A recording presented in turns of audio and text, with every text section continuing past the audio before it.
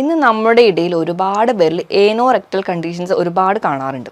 അപ്പം അതിൽ ഏറ്റവും കോമൺ ആയിട്ട് പറയുന്ന ഒന്നാണ് പൈൽസ് അല്ലെങ്കിൽ മൂലക്കുരു എന്നുള്ള ഒരു കണ്ടീഷൻ. ഇപ്പോൾ ഈ ഒരു കണ്ടീഷൻ നമുക്ക് എന്തോ ഉണ്ടോ പുറത്ത് പറയാനോ അല്ലെങ്കിൽ ഡോക്ടറെ കൺസൾട്ട് ചെയ്യാനോ ഒരുപാട് പേര് മടിക്കുന്നുണ്ട്. അപ്പം ഇങ്ങനെയുള്ള ആൾക്കാർക്ക് നമുക്ക് ഡയറ്റിലൂടെ ഒരു പരിധി വരെയൊക്കെ ഇത് കൺട്രോൾ ചെയ്യാൻ പറ്റും. അപ്പം ആദ്യത്തെ ഒരു സ്റ്റേജ് അല്ലെങ്കിൽ ഇത് വരാൻ ചാൻസ് ഉള്ളവർക്ക് എങ്ങനെയായിരിക്കണം അവരുടെ ഭക്ഷണ നിയന്ത്രണം, അവർക്കത് എങ്ങനെയൊക്കെ മാറ്റാൻ പറ്റും, എന്തൊക്കെ കാര്യങ്ങൾ ശ്രദ്ധിക്കണം എന്നൊക്കെ നമുക്ക് ഈ വീഡിയോയിലൂടെ നോക്കാം. ഞാൻ ഡോക്ടർ പ്രിയ, കലോഞ്ചി ഡയറ്റിലെ മെഡിക്കൽ ഓഫീസറാണ്.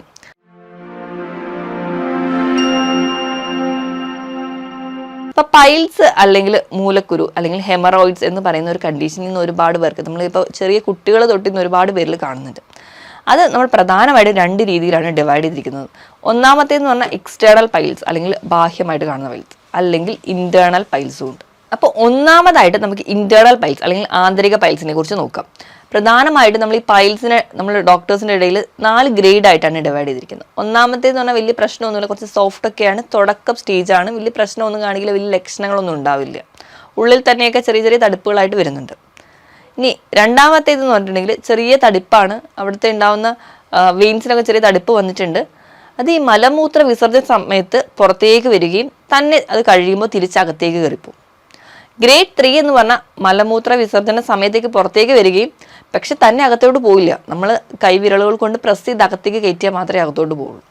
ഗ്രേഡ് 4 എന്ന് പറഞ്ഞാൽ ഫുൾ ടൈം അത് പുറത്തേക്ക് പ്രൊലാപ്സ് ചെയ്ത് കിടക്കുന്ന ഒരു കണ്ടീഷനാണ്. പൈൽസ് എന്ന് പറഞ്ഞാൽ തന്നെ നമുക്കറിയാം നമ്മുടെ ഏനോറെക്ടൽ കണ്ടീഷൻ, അതായത് മലദ്വാരത്തിന് ചുറ്റും ആ ഒരു ഏരിയയിൽ ഉണ്ടാകുന്ന സിരകൾക്ക് അല്ലെങ്കിൽ വെയിൻസിനൊക്കെ ഉണ്ടാകുന്ന വീക്കമാണ്. പല കാരണങ്ങൾ കൊണ്ട് നമുക്കത് ഉണ്ടാവാറുണ്ട്. അപ്പോൾ നമ്മൾ കൂടുതലായിട്ടും കാണുന്നത് ഈ ഇന്റേണൽ പൈൽസ് ആണ്. ഇനി എക്സ്റ്റേണൽ പൈൽസ് കാണുകയാണെങ്കിൽ അല്ലെങ്കിൽ ബാഹ്യമായിട്ട് കാണുന്ന പൈൽസ് കൊണ്ട് സ്കിൻ ടാഗ് പോലെ അവിടെ എപ്പോഴും സ്ഥിരമായിട്ട് നിൽക്കുന്ന ഒന്നെയാണ് നമ്മൾ എക്സ്റ്റേണൽ പൈൽസ് എന്ന് പറയാറ്. അപ്പോൾ ഈ പല കാരണങ്ങൾ കൊണ്ട് ഈ ഒരു പൈൽസ് ഉണ്ടാവുന്നുണ്ട്. ഇന്ന് ഒരുപാട് പേരിലും അത് കാണാൻ ഒരു കാരണം ഒന്നാമതെന്ന് പറഞ്ഞാൽ നമ്മുടെ ഭക്ഷണ രീതിയാണ്. തീരെ നാരുള്ള ഭക്ഷണങ്ങൾ നമ്മൾ കഴിക്കുന്നില്ല, എല്ലാം കൂടുതലായിട്ട് നമ്മൾ ഡിപ്പെൻഡ് ചെയ്തിരിക്കുന്നത് നോൺ വെജ് ഫുഡിനെയാണ്. നമ്മളിങ്ങനത്തെ ഒരു ഭക്ഷണ രീതിയാണ്. വെള്ളം കൂടി വളരെ കുറവാണ്, കുടിക്കുന്നെങ്കിൽ തന്നെ ഒരുപാട് കാർബണേറ്റഡ് അല്ലെങ്കിൽ സോഫ്റ്റ് ഡ്രിങ്ക്സ് ആണ് കുടിക്കാറ്. പ്രത്യേകിച്ച് വ്യായാമം ഒന്നുമില്ല, അതുകൊണ്ട് തന്നെ നമ്മുടെ ആ ഒരു ഏനോറെക്ടൽ ഏരിയയിൽ ഉണ്ടാകുന്ന മസിൽസുകളിന് പ്രത്യേകിച്ചൊരു ആയാസമൊന്നും ഉണ്ടാവുന്നില്ല. അപ്പം ഇതെല്ലാം കൂടി ചേർന്നിട്ടാണ് ഇന്ന് പൈൽസിൻ്റെ ബുദ്ധിമുട്ട് അനുഭവം. ഇന്ന് ചെറിയ കുട്ടികൾ തൊട്ട് മുതിർന്ന ആൾക്കാർ വരെ ഈ പൈൽസ് ഉണ്ടെങ്കിലും നമ്മൾ കൃത്യമായി ട്രീറ്റ് ചെയ്തില്ലെങ്കിൽ ഇതിന് ഒരുപാട് ദോഷഫലങ്ങളുണ്ട്. അവിടെ ത്രോംബോസിസ് വരികയും അല്ലെങ്കിൽ ഒരു ഏരിയയിൽ ഇൻഫെക്ഷൻ ഉണ്ടാവുകയും അല്ലെങ്കിൽ നമുക്ക് കംപ്ലീറ്റ്ലി ഭയങ്കര ഒരു കോൺസ്റ്റിപ്പേഷൻ ഹിസ്റ്ററിയിലോട്ട് തന്നെ ഇത് പോകും. അപ്പം എന്തൊക്കെയാണ് ഇതിനുള്ള കാരണങ്ങൾ നോക്കിക്കഴിഞ്ഞാൽ, ഒന്നാമത് ഞാൻ ഭക്ഷണ രീതി പറഞ്ഞു. രണ്ടാമത്തെ ഒരു കാരണം എന്ന് പറഞ്ഞിട്ടുണ്ടെങ്കിൽ സമയത്ത് തന്നെ മലമൂത്ര വിസർജനം നടക്കുന്നില്ലെങ്കിൽ, നമ്മൾ കൃത്യസമയത്ത് ടോയ്ലറ്റിൽ പോകാതെ തന്നെ പിടിച്ച് യാത്രയൊക്കെ പോകുന്നതിനിടയിലാണ് ആ ഒരു തോന്നലുണ്ടായാൽ പോലും അത് പിടിച്ചു വെക്കുന്നതിൻ്റെ ഭാഗമായിട്ട് മലം വീണ്ടും ഹാർഡായി പോവുകയും അതിൻ്റെ ഭാഗമായിട്ട് നമുക്ക് ആ ഒരു പൈൽസ് ഉണ്ടാവാൻ ചാൻസ് ഉണ്ട്. ഇനി മൂന്നാമത്തെ ഒരു കാരണം നമ്മുടെ ബോഡി വെയിറ്റ് കൂടുക. ബോഡി വെയിറ്റ് കൂടുന്ന സമയത്ത് നമ്മുടെ ആ ഒരു ഏനോറെക്ടൽ ഏരിയയിൽ കുറച്ചുകൂടെ കംപ്രഷൻ തോന്നുകയും കുറച്ചുകൂടെ പ്രഷർ അനുഭവിക്കുകയും അതിൻ്റെ ഭാഗമായിട്ട് നമുക്ക് പൈൽസ് ഉണ്ടാവാൻ കാരണമാവുന്നുണ്ട്. ഈ പറഞ്ഞ കാരണങ്ങളോടൊപ്പം തന്നെ ഇപ്പോൾ പ്രഗ്നൻസി അല്ലെങ്കിൽ നമ്മുടെ സ്ത്രീകളുടെ യൂട്രസിനുള്ളിൽ എന്തെങ്കിലും ഒരു ഗ്രോത്തോ അല്ലെങ്കിൽ ഇപ്പോൾ പുരുഷന്മാരുടെ കേസിലാണെങ്കിൽ പ്രോസ്റ്റേറ്റ് ഗ്രന്ഥിയുടെ വീക്കം അല്ലെങ്കിൽ മറ്റു പല വളർച്ചകളോ അല്ലെങ്കിൽ മുഴകളോ എന്തെങ്കിലും ഉണ്ടെങ്കിൽ ആ മലദ്വാരത്തിന് ചുറ്റും ഒരു കംപ്രഷൻ അല്ലെങ്കിൽ പ്രഷർ അനുഭവിക്കുകയും അതിൻ്റെ ഭാഗമായിട്ട് നമുക്ക് പൈൽസിൻ്റെ ബുദ്ധിമുട്ട് വരാം. ഇതല്ലെങ്കിൽ പാരമ്പര്യമായിട്ട് ആർക്കെങ്കിലും ഒക്കെ ഉണ്ടെങ്കിൽ അത് മൂലം വരാറുണ്ട്. ഇനി നമ്മുടെ ഒരു ലൈഫ് സ്റ്റൈൽ അല്ലെങ്കിൽ നമ്മൾ കൂടുതൽ ഭാരം ഉയർത്തുന്ന ജോലിയൊക്കെ ചെയ്യുകയാണെങ്കിലും ആ ഒരു മലദ്വാരത്തിന് ചുറ്റും കുറച്ചുകൂടെ പ്രഷർ അനുഭവിക്കാം, അതിൻ്റെ ഭാഗമായിട്ട് വരാം. ഇനി ഇത് കൂടാതെ തന്നെ ഒരുപാട് നേരം ഇരുന്ന് ജോലി ചെയ്യുന്നവർ, ഇപ്പോൾ ഡ്രൈവർമാരുടെ കേസൊക്കെ എടുക്കുകയാണെങ്കിൽ കണ്ടിന്യൂസ് ആയിട്ട് ഒരുപാട് നേരം ഇരുന്ന് ജോലി ചെയ്യുന്ന ആൾക്കാരാണെങ്കിൽ അങ്ങനെയും വരാം. ഒരുപാട് എരിവും മസാലകളും നോൺ വെജും കഴിക്കുന്ന ആൾക്കാർക്ക് പൈൽസ് വരാനുള്ള ചാൻസ് വളരെ കൂടുതലാണ്. ഇതോടൊപ്പം തന്നെ ലിവറിന് കംപ്ലയിൻസ് ഉള്ളവർക്കും ബി പി കൂടുതലായിട്ട് നിൽക്കുന്നവർക്കും ഒരു കോൺസ്റ്റിപ്പേഷനും അതുമായി ബന്ധപ്പെട്ട് പൈൽസ് വരാൻ ചാൻസ് കൂടുതലാണ്. ഇനി കണ്ടിന്യൂസ് ആയിട്ട് വയറിളക്കമായിട്ട് പ്രസന്റ് ചെയ്യുന്ന ആൾക്കാർക്ക്, ഇപ്പോൾ IBS പോലെയുള്ള രോഗങ്ങൾ ഉള്ളവർക്ക് തുടക്കം സ്റ്റേജിൽ ഇപ്പോൾ വയറിളക്കം തന്നെയാണ് പ്രസന്റ് ചെയ്യുന്നതെങ്കിൽ ഈ ഒരു ടൈമിൽ നമുക്ക് പിത്തരസം കൂടി ഒരുപാട് പുറത്തേക്ക് വരുന്നുണ്ട്. ഈ ഒരു പിത്തരസം കണ്ടിന്യൂസ് ആയിട്ട് വരുന്നതിൻ്റെ ഭാഗമായിട്ട് ആ ഒരു ഏരിയയിലേക്ക് ഉണ്ടാവുന്ന ടിഷ്യൂസ് ഒക്കെ അല്ലെങ്കിൽ ആ ഒരു മലദ്വാരത്തിന് ചുറ്റും ഉണ്ടാവുന്ന ആ ഒരു കോശങ്ങൾക്കൊക്കെ നീർക്കെട്ടുണ്ടാവുകയും ഇറിറ്റേഷൻ ഉണ്ടാവുകയും അത് പിന്നെ മലബന്ധമായിട്ട് മാറാറുണ്ട്.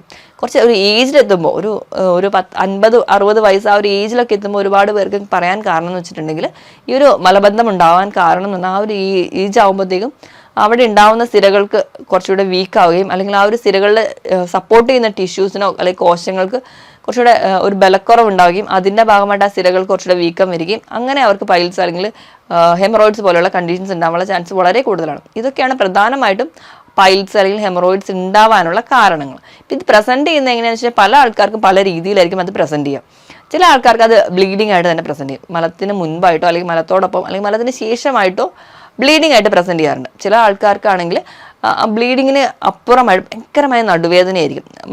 മലം പോകാൻ നേരത്തോ അല്ലെങ്കിൽ അതിന് മുൻപേ കണ്ടിന്യൂസ് ആയിട്ട് അവർക്ക് നടുവേദനയായിട്ട് പ്രസന്റ് ചെയ്യുന്നവരുണ്ട്. മലദ്വാരത്തിന് ചുറ്റും ചൊറിച്ചിലായിട്ട് നിൽക്കുന്ന ആൾക്കാരുണ്ട്. ചില ആൾക്കാർക്ക് അവിടെ എപ്പോഴും തൊടുമ്പോൾ ഒരു ഇറിറ്റേഷൻ ആയിട്ട് തോന്നാറുണ്ട്. അങ്ങനെ പല രീതിയിലും പല ആൾക്കാരിലും പല ലക്ഷണങ്ങളായിട്ടാണ് കാണാറ്. അപ്പം ഇങ്ങനത്തെ ബുദ്ധിമുട്ടുകളൊക്കെ കാണുമ്പോൾ നമ്മളെപ്പോഴും നമുക്ക് പുറത്ത് പറയാൻ മടിയുള്ളതാണ്, ഒരു ഡോക്ടറെ കാണിക്കാൻ മടിയുള്ളത് കൊണ്ട് നമ്മൾ ചികിത്സിക്കാതിരിക്കും. പക്ഷേ ഈ കണ്ടീഷൻ നിന്ന് പോയി കഴിഞ്ഞാൽ അത് മറ്റ് പല കോംപ്ലിക്കേഷനിലോട്ട് എത്തും. ഈ മലദ്വാരത്തിന് ചുറ്റും ഉണ്ടാകുന്ന രോഗങ്ങളെ പൈൽസ് മാത്രമല്ല ഫിഷറും ഫിസ്റ്റുലയും എന്ന് പറയുന്ന പല കണ്ടീഷൻസ് ഉണ്ടാകുന്നത്. അപ്പോൾ നമ്മൾ ഇങ്ങനെ ഒരു ലക്ഷണങ്ങൾ കാണുകയാണെങ്കിൽ എന്തായാലും ഒരു ഡോക്ടറെ തന്നെ കാണിക്കണം. ഡോക്ടറെ കാണിച്ച് ഏതാണ് ഈ കണ്ടീഷൻ എന്ന് ഉറപ്പ് വരുത്തുക. നിങ്ങൾക്ക് ഏതാണ് ഈ രോഗം എന്ന് ആദ്യം തന്നെ തിരിച്ചറിയാണ് വേണ്ടത്.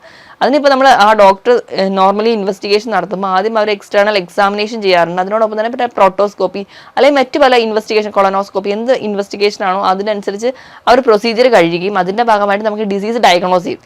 ഡിസീസ് ഡയഗ്നോസ് ചെയ്ത് കഴിഞ്ഞ ശേഷം മാത്രമാണ് നമ്മൾ ആ ഒരു മാനേജ്മെൻറ്റ് സൈഡിനെ കൂട്ട് ചിന്തിക്കേണ്ടത്. മാനേജ്മെൻറ്റ് സൈഡിലോട്ട് വരുമ്പോൾ നമുക്ക് ഏറ്റവും ആദ്യം വേണ്ടത് നമ്മുടെ ലൈഫ് സ്റ്റൈൽ മോഡിഫിക്കേഷനാണ്. ലൈഫ് സ്റ്റൈൽ മോഡിഫിക്കേഷൻ ഏറ്റവും ആദ്യം പറയേണ്ടത് ഭക്ഷണ നിയന്ത്രണവും രണ്ടാമതായിട്ട് വ്യായാമവുമാണ്. ഇനി ഭക്ഷണ നിയന്ത്രണത്തിൻ്റെ കേസ് എടുക്കുകയാണെങ്കിൽ ഏറ്റവും ഇമ്പോർട്ടൻ്റ് എന്ന് പറഞ്ഞാൽ നമ്മൾ കഴിക്കുന്ന ഭക്ഷണത്തിൽ നാരില്ലാത്തതാണ്. നമ്മൾ നാരടങ്ങിയ ഭക്ഷണം കൂടുതലായിട്ട് കഴിക്കാൻ വേണ്ടി ശ്രദ്ധിക്കുക.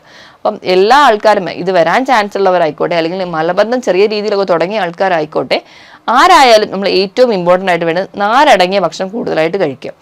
ഒരു ഏകദേശം ഒരു 25 മുതൽ 30 ഗ്രാം എങ്കിലും നിങ്ങൾ നാരടങ്ങിയ ഭക്ഷണം കഴിക്കണം. തീരെ നാര് ഇന്ന് വരെ ഭക്ഷണത്തിലൊന്നും ഉൾപ്പെടുത്താത്ത ആൾക്കാരാണെങ്കിൽ ചെറുതായി അതിന് ക്വാണ്ടിറ്റി കൂട്ടിക്കൊണ്ടുവരും. ഒറ്റയടിക്ക് തന്നെ ഈ ഒരു ലെവലിലേക്ക് അല്ലെങ്കിൽ കൂടിയ ക്വാണ്ടിറ്റിയിൽ നാരുകൾ ചേർക്കാതിരിക്കുക, കുറഞ്ഞ അളവിൽ അതിന് കൂട്ടിക്കൊണ്ടേയിരിക്കുക. അപ്പം നാരുകൾ ഒരുപാട് കഴിക്കുക. അപ്പം അതിന് വേണ്ടിയിട്ട് നിങ്ങൾക്ക് കൂടുതലായിട്ടും ഡിപ്പെൻഡ് ചെയ്യാൻ പറ്റുന്ന ഒന്നാണ് ഇലക്കറികൾ. ഇലക്കറികളിൽ ഇപ്പം മുരിങ്ങ ഇല ആയിക്കോട്ടെ, ചീര ഇല ആയിക്കോട്ടെ, എല്ലാ തരത്തിലുള്ള ഇലക്കറികൾ നിങ്ങൾക്ക് കഴിക്കാവുന്നതാണ്. അതോടൊപ്പം തന്നെ cruciferous vegetables, broccoli, cabbage, cauliflower, ഇതൊക്കെ നിങ്ങൾക്ക് കഴിക്കാം. ഇനി പച്ചക്കറികളുടെ കേസാണെങ്കിൽ ഏറ്റവും ഇമ്പോർട്ടൻ്റ് എന്ന് പറയുന്നത് ബീൻസ് ആണ്. ഇതിൽ ധാരാളം സോലുബിൾ ഫൈബേഴ്സും ഇൻസോലുബിൾ ഫൈബേഴ്സും ഒക്കെ അടങ്ങിയിട്ടുണ്ട്. ഇത് ആ മലദ്വാരത്തിന് ചുറ്റുമുണ്ടാകുന്ന നീർക്കെട്ട് ഒരു പരിധി വരെ കുറയ്ക്കുന്നുണ്ട്. അതോടൊപ്പം തന്നെ നമുക്ക് ആ ഒരു മോശം കുറച്ചുകൂടി ഈസി ആയിട്ട് പോകാൻ സഹായിക്കുന്നുണ്ട്. ഈ ഭക്ഷണങ്ങൾ സ്ഥിരമായിട്ട് നമ്മൾ കഴിച്ചിരിക്കണം. നമ്മൾ എത്രത്തോളം നോൺ വെജ് കഴിക്കുന്നുണ്ടോ അപ്പം അത് നമുക്ക് ഈ കംപ്ലയിൻസ് കൂടുതലായിട്ട് വഷളാക്കുന്നു. അപ്പം അതിനെ ഓവർകം ചെയ്യാൻ വേണ്ടി നമ്മൾ ഈ പറഞ്ഞ ഇലക്കറികളും ഫൈബർ അടങ്ങിയ ഭക്ഷണങ്ങളും കഴിക്കുന്നത് വളരെ നല്ലതാണ്. ഇനി ഈ ഒരു ഭക്ഷണം കഴിക്കുന്നതിനോടൊപ്പം തന്നെ നമ്മൾ ചായയോ കാപ്പിയോ അധികം കഴിക്കുന്നവരാണെങ്കിൽ ആ ഒരു ശീലം, അതുപോലെ തന്നെ കാർബണേറ്റഡ് ഡ്രിങ്ക്സോ അല്ലെങ്കിൽ കോള പോലുള്ള ഡ്രിങ്ക്സ് ഒക്കെ കഴിക്കുന്ന ആൾക്കാരാണെങ്കിൽ അത് കംപ്ലീറ്റ്ലി സ്റ്റോപ്പ് ചെയ്യണം. അതോടൊപ്പം തന്നെ മദ്യപാനം കംപ്ലീറ്റ്ലി നിർത്തണം. കാരണം മദ്യം എന്ന് പറയുമ്പോൾ നമ്മുടെ ശരീരത്തിൽ വീണ്ടും ഡീഹൈഡ്രേഷൻ ഉണ്ടാക്കുന്ന ഒരു കാര്യമാണ്. അപ്പോൾ ഈ കോൺസ്റ്റിപ്പേഷൻ ഉള്ള ഒരാൾക്ക് മദ്യം കുടിക്കുമ്പോൾ വീണ്ടും ഡീഹൈഡ്രേഷൻ ഉണ്ടാക്കുന്നു, അത് വീണ്ടും മലം മുറുകുന്നു, അത് നമുക്ക് വീണ്ടും പൈൽസ് ഉണ്ടാവാനുള്ള കാരണമാകുന്നു. അപ്പോൾ അത് നിങ്ങൾ കംപ്ലീറ്റ്ലി സ്റ്റോപ്പ് ചെയ്യണം. ഇനി എന്തെങ്കിലും തരത്തിലുള്ള ഒരു വ്യായാമം നിങ്ങൾ നിങ്ങളുടെ ലൈഫ് സ്റ്റൈലിൽ കൊണ്ടുവരാം. അപ്പോൾ നിങ്ങൾക്ക് എന്ത് തരത്തിലുള്ള ഒരു വ്യായാമം ആയിക്കോട്ടെ, ആഴ്ചയിൽ 5 ദിവസമെങ്കിലും 1/2 മുതൽ 3/4 മണിക്കൂറെങ്കിലും നിങ്ങൾ കൃത്യമായിട്ടൊരു വ്യായാമം തന്നെ ചെയ്തിരിക്കണം. അപ്പോൾ അതുകൂടി ഉണ്ടെങ്കിൽ നമുക്ക് ആ ഒരു ഏരിയയിൽ ഉണ്ടാകുന്ന മസിൽസ് കുറച്ചും കൂടി സപ്പോർട്ട് ചെയ്യും, ഒരു ബ്ലഡ് സപ്ലൈ ഒക്കെ കുറച്ചുകൂടി പ്രോപ്പറായിട്ട് നടക്കുകയും ചെയ്യും. അപ്പം നമുക്ക് കുറച്ചുകൂടി ഈസി ആയിട്ട് ഈ ഒരു കണ്ടീഷനെ ഓവർകം ചെയ്യാൻ പറ്റും. ഇനി നമുക്ക് എന്തൊക്കെ ഭക്ഷണം കഴിക്കണമെന്ന് പറഞ്ഞു. ഇനി കഴിക്കാൻ പാടില്ലാത്ത ഭക്ഷണങ്ങൾ എടുക്കുകയാണെങ്കിൽ നമ്മൾ ഏറ്റവും ആദ്യം പറയുന്ന ഒന്നാണ് നോൺ വെജ് കംപ്ലീറ്റ്ലി ഒഴിവാക്കുക. അപ്പോൾ ഈ നോൺ വെജ് കംപ്ലീറ്റ്ലി ഒഴിവാക്കുക എന്ന് പറയാനുള്ള ബേസിക് കാരണം എന്ന് പറഞ്ഞാൽ ഈ നോൺ വെജിറ്റേറിയൻ ഭക്ഷണം, ഇപ്പം ചിക്കൻ, ബീഫ് എന്തും ആയിക്കോട്ടെ, അപ്പോൾ ഇതിലെല്ലാം ഉള്ളതെന്ന് പറഞ്ഞിട്ടുണ്ടെങ്കിൽ പ്രോട്ടീൻ മാത്രമാണ്, യാതൊരു തരത്തിലുള്ള ഫൈബറും അടങ്ങിയിട്ടില്ല. അതുകൊണ്ടാണ് നമ്മൾ ചിക്കനും അല്ലെങ്കിൽ ബാക്കി നോൺ വെജ് കംപ്ലീറ്റ്ലി നിർത്തുക എന്ന് പറയുന്നത്. ഇനിയിപ്പോൾ നിങ്ങൾ ചിക്കൻ കഴിക്കുന്നവരാണെങ്കിൽ നാടൻ കോഴി ഒട്ടും കഴിക്കാതിരിക്കുക. കാരണം അതിൽ വാട്ടർ കണ്ടന്റ് വളരെ കുറവാണ്. കമ്പയറബിളി നിങ്ങൾക്ക് ചിക്കനിൽ കുറച്ചുകൂടി കഴിക്കാൻ പറ്റുന്നത് ബ്രോയിലർ ചിക്കനാണ്. അതും ഒരിക്കലും നിങ്ങൾ അതിനെ എന്താ പറയുക ഫ്രൈ ചെയ്ത് കഴിക്കാതിരിക്കുക. അപ്പം നമ്മൾ ഫ്രൈ ചെയ്യുന്ന സമയത്ത് അതിലുള്ള വാട്ടർ കണ്ടന്റ് കൂടി ലോസ് ആവും. അപ്പോൾ മാക്സിമം നിങ്ങൾ കറി വെച്ച് കഴിക്കുക, അത് വളരെ റെയർ ആയിട്ട് കഴിക്കാം. ഇനി നോൺ വെജ് കഴിക്കുന്നതിൻ്റെ ആൾക്കാരാണെങ്കിൽ അതിനോടൊപ്പം തന്നെ ധാരാളം സാലഡ്സ് കഴിക്കുക. അപ്പം നിങ്ങൾക്ക് സവോളയും അല്ലെങ്കിൽ അതുപോലെ തന്നെ ക്യുക്കമ്പറും കൂടെ അരിഞ്ഞിട്ട് സാലഡായിട്ട് കഴിക്കുക. അപ്പോൾ ഈ കുക്കമ്പറിലൊക്കെ ധാരാളം ഫൈബേഴ്സ് ഉണ്ട്, അതുപോലെ തന്നെ അതിൽ ധാരാളം വാട്ടർ കണ്ടന്റും ഉണ്ട്. അപ്പോൾ നമുക്ക് കുറച്ചും കൂടി ഈ ഒരു മലബന്ധം ഓവർകം ചെയ്യാൻ പറ്റും. അപ്പോൾ ഈ വക സാലഡ്സ് എപ്പോഴായാലും എന്ത് നോൺ വെജിറ്റേറിയൻ ഫുഡ് കഴിക്കുകയാണെങ്കിലും ധാരാളം സാലഡ് കഴിക്കുക.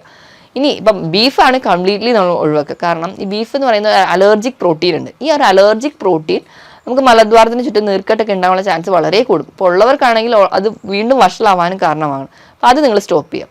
പിന്നെ ഒരുപാട് പേരുടെ ഡൗട്ടാണ് മുട്ടയിൽ ഇപ്പം താറാവ് മുട്ട കഴിച്ച് കഴിഞ്ഞാൽ നിങ്ങൾക്ക് കംപ്ലീറ്റ്ലി പൈൽസ് ഒക്കെ മാറും, അതിന് പകരം കോഴിമുട്ട കഴിച്ചാലാണ് പൈൽസ് ഉണ്ടാകുന്നത്. അതും തെറ്റായൊരു ധാരണയാണ്. അപ്പോൾ മുട്ടയിൽ ഉള്ളത് എന്ന് പറഞ്ഞാൽ രണ്ടിലും സെയിം ആണ്. ഇപ്പം ഉള്ള കൊഴുപ്പും പ്രോട്ടീനും ഒക്കെ സെയിം ആണ്. നിങ്ങൾ മുട്ട കഴിച്ചാലും ഈ പറയുന്ന രീതിയിൽ ഫൈബേഴ്സ് ഒന്നും ഇല്ലാത്തതുകൊണ്ടാണ് ഈ മുട്ടയും അതുപോലെ തന്നെ ഇറച്ചിയൊക്കെ കംപ്ലീറ്റ്ലി അവോയ്ഡ് ചെയ്യാൻ പറയുന്നത്. ഇപ്പോൾ പാല് ആണെങ്കിലും അതിലും ഒട്ടും തന്നെ നാരടങ്ങിയിട്ടില്ല. അപ്പോൾ അതുകൊണ്ടാണ് ഈ പകം ഫുഡുകളൊക്കെ കംപ്ലീറ്റ്ലി ഒഴിവാക്കാൻ പറയുന്നത്. അപ്പം നിങ്ങൾ ഈ ഭക്ഷണങ്ങളൊക്കെ കഴിക്കുമ്പം കൂടെ സാലഡ് കഴിക്കുകയാണെങ്കിൽ ഒരു പരിധി വരെ നിങ്ങൾക്ക് ഈ പറയുന്ന ഭക്ഷണങ്ങളൊക്കെ കുറഞ്ഞ അളവിൽ കഴിക്കാം. കഴിക്കുമ്പോൾ കറി വെച്ച് കഴിക്കാൻ വേണ്ടി ശ്രദ്ധിക്കുക. കുറഞ്ഞ മീനുകളൊക്കെയാണ് കഴിക്കാം. വലിയ മത്സ്യങ്ങൾ ഇപ്പം നെയ്മീൻ പോലെയുള്ള മത്സ്യങ്ങൾ കംപ്ലീറ്റ്ലി ഒഴിവാക്കുകയാണ് നല്ലത്. അതുപോലെ തന്നെ ഷെൽ ഫിഷ് ഇപ്പം ഞണ്ട്, കൊഞ്ച്, കക്ക ഇവ കംപ്ലീറ്റ്ലി ഒഴിവാക്കുക. കാരണം ഇതിലും അലർജിക് പ്രോട്ടീൻസ് അടങ്ങിയിട്ടുണ്ട്. ഇത് മലദ്വാരത്തിന് ചൊറിച്ചിലും നീറ്റിലും അല്ലെങ്കിൽ നീർക്കെട്ട് ഉണ്ടാവാനുള്ള കാരണമാവുന്നുണ്ട്. ഈ പറഞ്ഞ ഭക്ഷണങ്ങളൊക്കെ നിങ്ങൾ കംപ്ലീറ്റ്ലി ഒഴിവാക്കുക. അതുപോലെ തന്നെ അധികം മധുരം കഴിക്കാതിരിക്കുക. അതും നമുക്ക് ആ ഒരു മലദ്വാരത്തിന് നീർക്കെട്ടോ ഇറിറ്റേഷൻ ഉണ്ടാവാനും കാരണമാകും. ധാരാളം വെള്ളം കുടിക്കുക. വെള്ളം എന്ന് പറയുമ്പോൾ 25 കിലോയ്ക്ക് 1 ലിറ്റർ എന്ന കണക്കിൽ നല്ല പോലെ വെള്ളം കുടിക്കുക. പിന്നെ നിങ്ങൾ ഒരുപാട് വെയിലത്ത് നിന്ന് ജോലി ചെയ്യുന്നവരാണെങ്കിൽ അതിന് കൂടെ അനുസരിച്ച് വെള്ളം ധാരാളം കുടിക്കുക. അപ്പം നമുക്കൊരു പരിധി വരെ കണ്ടീഷൻസ് ഒക്കെ കുറയ്ക്കാൻ പറ്റും. കൃത്യമായിട്ടൊരു വ്യായാമം കൂടി വേണം. ഈ പറഞ്ഞ ഭക്ഷണ രീതിയും അതുപോലെ തന്നെ നല്ലൊരു വ്യായാമം ഒക്കെ ഉണ്ടെങ്കിൽ ഈസി ആയിട്ട് നമുക്ക് തുടക്കത്തിലെ ഒരു സ്റ്റേജ് ആണെങ്കിൽ നമുക്ക് കംപ്ലീറ്റ്ലി മാറ്റാൻ പറ്റുന്ന ഒരു കണ്ടീഷനാണ് പൈൽസ് എന്ന് പറയുന്നത്. അപ്പോൾ നമ്മൾ സ്വയം ചികിത്സിക്കാതിരിക്കുക, അല്ലെങ്കിൽ നമ്മൾ പറയാൻ മടിച്ചിട്ട് നമ്മൾ തന്നെ നമ്മുടെ വീട്ടിലെ ചെറിയ പൊടിക്കൈകളൊക്കെ ചെയ്തുകൊണ്ടിരിക്കുന്നതിന് പകരം ഈ പറഞ്ഞ രീതിയിൽ ഫുഡൊക്കെ ഒന്ന് ആദ്യം തന്നെ മോഡിഫൈ ചെയ്യാൻ വേണ്ടി ശ്രമിക്കുക. ഇനി അതിനോടൊപ്പം തന്നെ നിങ്ങൾക്ക് സിറ്റ്സ് ബാത്ത് ശ്രമിച്ചു നോക്കാവുന്നതാണ്. സിറ്റ്സ് ബാത്ത് എന്ന് പറയുമ്പോൾ ചെറിയ ചൂടുവെള്ളം, ചൂടെന്ന് പറഞ്ഞാൽ ഒരു വാം വാട്ടർ എടുക്കുക ഒരു ബേസിനിൽ, അല്ലെങ്കിൽ ഒരു നുള്ള നിങ്ങൾക്ക് ഉപ്പ് ആഡ് ചെയ്യാം, അല്ലെങ്കിൽ ഇപ്സം സോൾട്ട്, പൊട്ടാസ്യം പെർമാഗ്നേറ്റ്, അല്ലെങ്കിൽ ഒലിവ് ഓയിൽ, ഇതിൽ ഏതെങ്കിലുമൊക്കെ ഒന്ന് ആഡ് ചെയ്തിട്ട് ഒരു 10 മുതൽ 15 മിനിറ്റെങ്കിലും അതിൽ ആ വെള്ളത്തിൽ ഇരിക്കാൻ വേണ്ടി നോക്കുക. അങ്ങനെ നോക്കുകയാണെങ്കിൽ ആ ഒരു ഏരിയയിലൊക്കെ ഉണ്ടാകുന്ന നീർക്കെട്ടും വീക്കവും അല്ലെങ്കിൽ ഒരു മുറുക്കവും ഒക്കെ കുറയുന്നതായിട്ട് കാണാം. കുറച്ചുകൂടി ഈസി ആയിട്ട് മോഷൻ പാസ് ചെയ്യാനും പറ്റും. ഞാൻ ഈ പറഞ്ഞ കാര്യത്തിൽ എന്തെങ്കിലും ഡൗട്ട് ഉണ്ടെങ്കിൽ നിങ്ങൾ താഴെ കാണുന്ന നമ്പറിൽ കോൺടാക്ട് ചെയ്യുക. മറ്റൊരു ഹെൽത്ത് ടോപ്പിക്കുമായിട്ട് വീണ്ടും കാണുന്നത് വരെ നന്ദി.